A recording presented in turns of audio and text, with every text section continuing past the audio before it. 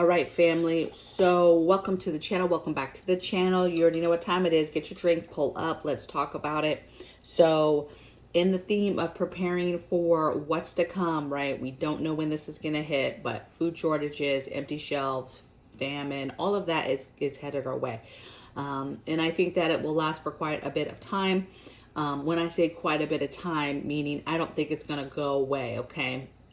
When panic buying, if we get to the point of panic buying, I think that's extremely dangerous because of how fragile things are right now, that we're going to be hurting, and we're going to be hurting for months and months. Okay. So today what I want to get into is I try to constantly give you guys information so that you can tweak and maneuver how you're going to work through your personal prep game, your personal preparedness for you and your family. And so today we're going to get into 25 things that go first. So these are the things that if any kind of event happens, right?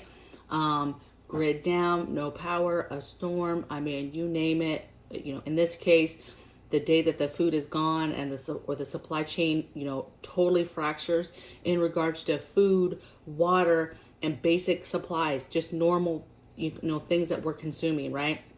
I think that these are the things that go first in any kind of chaotic situation.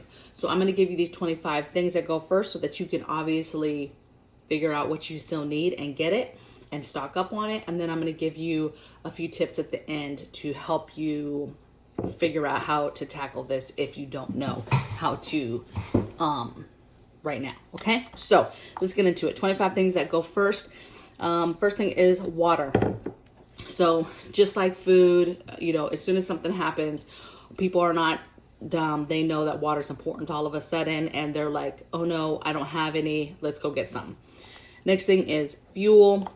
When I say fuel, I'm talking about everything. So if anything gets fractured, any kind of chaos happens, panic buying, whatever, people, again, they get smart, and that's fuel for their cars, that's propane for cooking, that's charcoal, that's wood, that's butane, jet fuel, like any kind of fuel that is for survival, gas for generators, propane for generators, barbecue grills. All of a sudden they're like, okay, we need propane for that so we can cook, for camp stoves, you name it. Gas is on the list that goes first. Next thing I have is toilet paper. Infamous. I couldn't resist putting this on the list. If this is the one thing that you're panicked about, it's just ridiculous, but it is a product that is nice to have. And it's on this list for a reason. It goes fast. It's a important hygiene item, and as we already found out, a lot of people didn't realize it's something that they need to prep and keep in their home at least enough for 30 days, right? A lot of people got caught on their last couple rolls last time and couldn't get any toilet paper. Okay. Next thing I have is baby food. So oftentimes if things happen, the baby food item is going to be cleared out. The food, the milk, right? Everything is going to be cleaned out. Next thing is pet food. We've already been dealing with a few shortages in regards to pet food. So some ideas there is, one, you need to be stacking it. You need to be thinking long term. What happens when, the food runs out? You can't really store dog food, dry dog food, for months and months and months, years and years. It goes rancid. So you need to be thinking in your head canned options like you are for yourself, and be thinking about making dog food, making cat food, making food for that animal that you need to feed. Okay, but pet food is something that goes fast. Next thing is fresh anything fresh that you're trying to get, meat, eggs, cheese, butter, fresh fruits and vegetables, that type of thing. That stuff is gone. And trust me when I say, people know about farmers markets and the little stands and things like that. And when they can't get it in the grocery store, all of a sudden, they will be immediately going to the places that they know have fresh fruit and vegetables, have maybe farmers that sell milk or cheese or butter. They're going to be going to those places. So being able to stack that stuff now, preserve it in a way now so that you can use it later, be thinking about that. You know, what happens when you can't get butter at the store anymore? What are you going to do? Have you canned some butter? Do you have some, you know, freeze-dried butter? You know, do you have some butter powder that you bought? What do you have to be able to replace that butter, that fresh item? Same thing with vegetables, fruits, things like that. Next thing that goes quick is vitamins and medicines.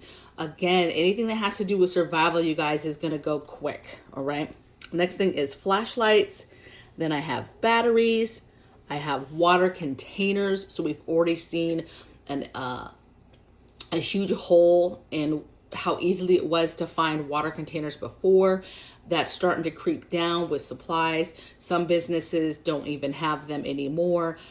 So it's super important that you figure out where you're going to get these containers and start adding them to your stockpile. I get it if you can't just go out and buy a bunch of these containers, but figure out which one will give you the most bang for your buck, budget it, and then get that that container. Okay, start getting that, because once something hits, you know, you're not going to be able to get this stuff, especially with shortages in general happening. It's just a matter of time. You're going to go to look for something and it's just not going to be there because it doesn't have the parts to be made. It's being made somewhere else in a different country and it can't get here. Whatever the case, you need to be getting ahead of these things if there's anything that you're trying to get still before you can't get it anymore. Next thing I have on my list is liquor. I have smokes. So I think that, again, people are going to want to feel good, and those types of vices and things to make people feel good in a bad situation are going to be there. People are going to be not being able to eat or whatever, and they're going to choose that over food, right? You just have people who are going to make decisions and not be able to handle things, and that is what they're going to gravitate towards. Or you already know that you enjoy those things, and so it's just like everything else, you're going to want to stack it up yourself so that you have it. So I think liquor, smokes. Next thing I have is water filtration, purification tabs, basically anything in the realm of making water safe. I think something as simple as bleach products, those go fast. Bleach goes fast. Bleach tablets, all that stuff goes fast, okay? Next thing I have is camping gear, any kind of camping gear, just because it tends to be survival type stuff. So even tents, you know, sleeping bags, things like that, because when this supply chain breaks, not only is there going to be chaos, but you're going to have a lot of people that are going to be possibly displaced, don't have a home, can't go somewhere, and find themselves in despair. Okay, so camping gear, everything that you can get thinking when you're thinking about camping, you know, camp stoves, the tent, sleeping bags, all of that stuff goes fast. Next thing that goes fast is generators, all different types, solar generators, gas, propane, I mean, you name it, those generators are going to go fast. Next thing I have is canning supplies. So again, like anything else, people start to revert back to doing stuff yourself, doing stuff with your own hands, okay? And so there is going to be people still preserving food, figuring out, hey, how can I make food last longer? And so they're going to get, I don't want to keep saying they're going to get smart, but they're going to start realizing things like canning is valuable, okay? And so that type of stuff is going to go bad. Plus the people that already can, that already know that it's still important, are still going to be looking for jars, lids, all of that stuff still, right? Replacement, you know, backup canning, you know, stuff. So that's what I mean by canning supplies will go. Another thing that goes is garden seeds, growing food. Obviously, if the supply chain breaks, we have empty shelves, everybody and their mother is going to be trying to get seeds and seeing what can they grow all of a sudden in their home, outside their home, whatever.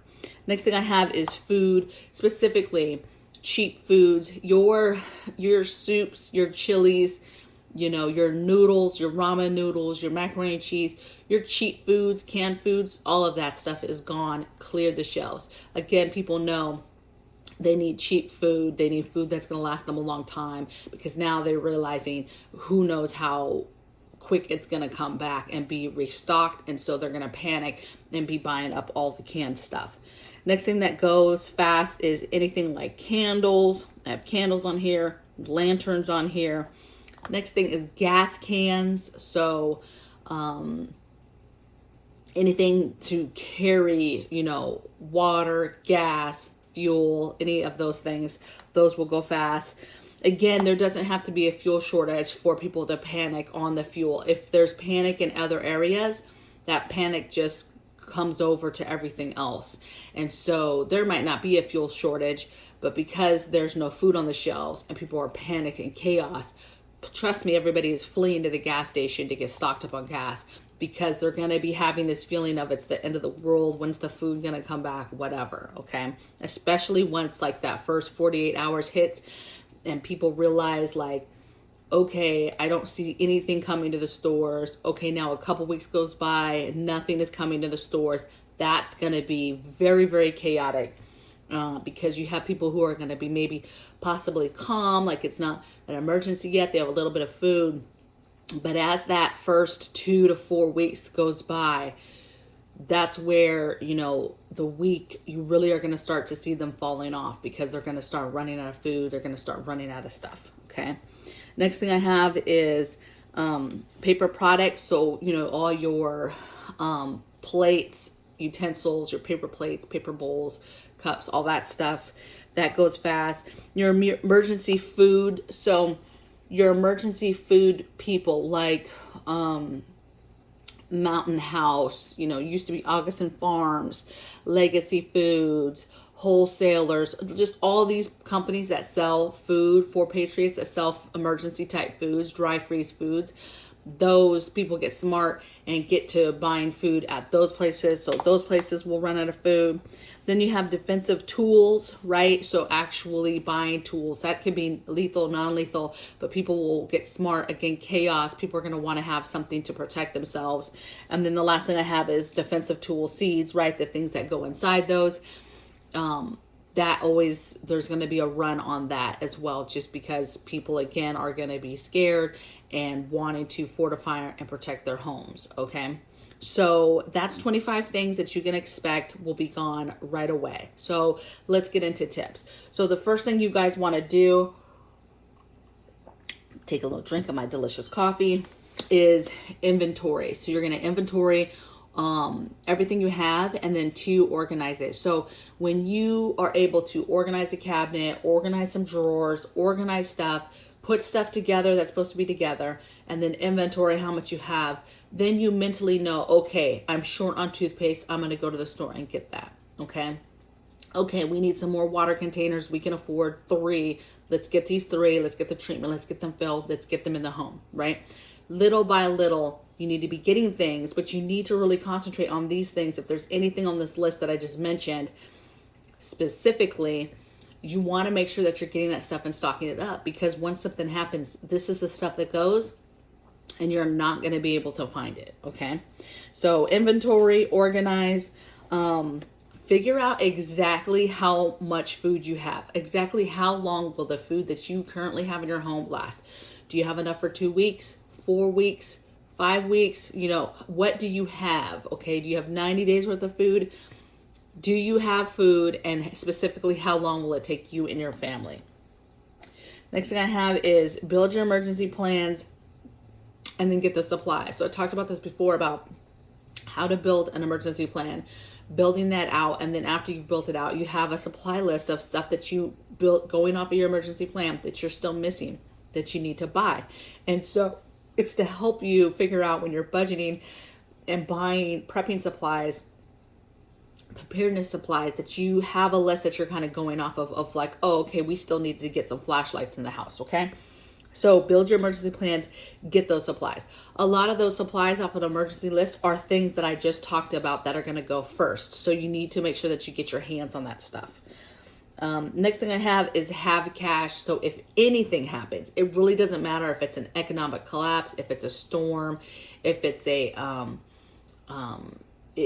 breakdown in the supply chain, finally, where stores don't have any food and everything's empty, people are in line for fuel, whatever, you need to have cash so that if there's anything that you're trying to get last minute, which hopefully you're not the one, but you want to have some sort of cash so that you're able to finagle if you need to get some stuff still, okay? If you even have the ability to do that, okay? And then lastly, you need to be thinking about, and this is probably just as important as figuring out how much food you have in your home right now, the next thing is fortifying your home. You need to walk your property, walk around your apartment building, walk around your apartment, walk around it at night, see where the dark spots are, the hiding spots, where do you need to throw up some lights. We just realized the other night the power went out, and it was evening time. I don't know, it was probably like 9 o'clock at night. We were just watching TV. The lights went out, no big deal. But when we looked out the window, we realized it is dark. And I thought the property actually had some solar lights. It was dark outside. And so to me, that's like, okay, you need to think about long-term grid down. We talk about lights and all this stuff, but you really need to look and see what it looks like. You need to see when the lights are on outside, on your property, whatever. Where are the dark spots? Okay, are your windows fortified? You're not leaving stuff unlocked. You get used to locking stuff up. All your windows have big, strong dowel rods in them. Maybe some little cheap window alarms to alert you if somebody's trying to break into it. A heavy, strong door with extra bolts, extra long nails. You need to be thinking long term. Maybe something big that you could put in front of the door. How would you cover your windows if you had to cover your windows? How do you deter people from even trying to enter your home? Really think about what you have to fortify that home. If there's no power, how are you seeing outside? Do you have some sort of CCTV where you're still able to see that's connected to a TV, and that TV is connected to one of your battery banks, one of your solar generators, so that you can still see outside? That's the type of things that you need to be thinking about. Your solar lights that are up there, your stick ups, whatever, that, will come on, without having power, right? No grid down, those lights still come on, okay? Whether they're motion, whether they're not motion, it doesn't really matter, okay? You need to be thinking about, how do I keep my family safe? If you have defensive tools, do you have all the things that go with those defensive tools, right? Lethal and non-lethal. What are your options? Okay. What do you have? And this goes for everybody staying safe. It doesn't matter where you live. It doesn't matter if you live in an apartment. We live in an apartment right now today. And I can't tell you how much we're always looking around our apartment, places where people could hide. If somebody was trying to get in, what are the entry points? What have we done to solidify those entry points? That type of thing. Okay. So if you're still watching the video, thank you for that. Check me out on Instagram. If you haven't gone over there, check me out. The link is in the description box. Head over to my Instagram. Follow me there. I'm going to be doing some collabs here in the next week or so with several other preppers that are spread out through Instagram and YouTube platform. Okay, we're going to be doing a ton of videos on prepper gifts, different gifts for the holidays, cheap stuff, expensive stuff, but basically prepping type gifts that you can give to family and friends, just to get their mind going and to be fun. Okay. So look for those. I think starting the week of November 15th is when we're going to start doing that stuff, and everybody's going to be tagging everything with the hashtag prepper gifts. Okay. So let me know in the comments below in regards to this video, anything that you thought that you think is like, hey, this goes fast. I went through this storm and this particular item flies off the shelves and you didn't mention it. Make sure you mention it in the comments so that we can all learn from each other, and let me know your thoughts and concerns. Okay. And I will see you guys tomorrow on the next video. Take care. Bye.